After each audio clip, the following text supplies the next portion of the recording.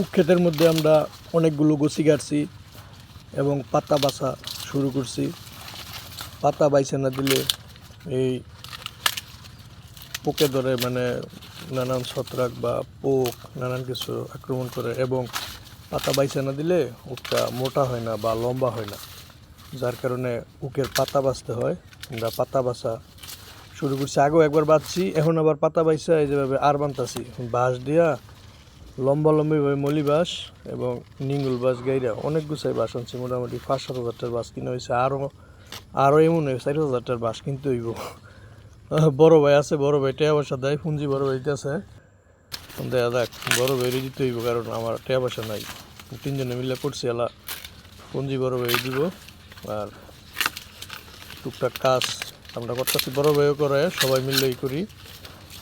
ওই পাতা বাছা শুরু করে আর লাইনটা বানবো। উক্ষেত তো পুরাই পড়ে গেছিলো, মানে ওই বৃষ্টিতে আমরা একবার পাতা বাইসে গেছি, পরের দিন বৃষ্টি, সম্পূর্ণ ক্ষেত পড়ে গেছিলো।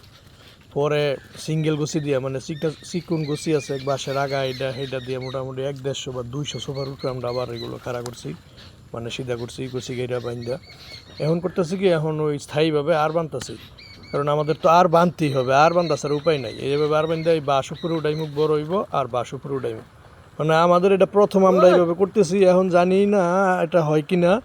তবে আমরা এইভাবে আর বানবো এবং মলিবাস দিয়া আর দিব আর নিঙ্গুল বাস গাড়বো আর কি। তো এইটুকু বানছি, এবং বাঁধছি, মোটামুটি অনেক সুন্দর দেখা যায়। আর মোটামুটি ভালোই হয়েছে আমাদের ক্ষেত, এরা খারাপ হয়েছে না। এই সাইডটা ভালো হয়েছে আর কি, ওই সাইডটা খারাপ হয়েছে। ওই সাইডটার মধ্যে প্রচুর পরিমাণে আওলা আছে আর কি, আওলা বলতে অন্য গাছের ছায়া, যার কারণে ওই সাইডটাই ভালো হয় নাই। এই সাইডটি সুন্দর হয়েছে, এই সাইডটি আগে বানতেছি। এটার দক্ষিণের সাইডটাও বাতাস আসলে আসলে এই সাইড দিয়ে লাগে, যার কারণে ক্ষেত পইরা যাওয়ার সম্ভাবনা বেশি থাকবে, বা পইরা গেছিলো আবার সিধা করছে, আবার যদি পরে উপায় না, যার কারণে ভয়ে আমরা আসলে বাসাই না এভাবে এই বানতেছি আর কি। তো দোয়া করবেন। ক্ষেতের মধ্যে অবশ্য রোগ দেখা দিছে, অনেক উকের ডগা মরে যাইতেছে, পাতা লাল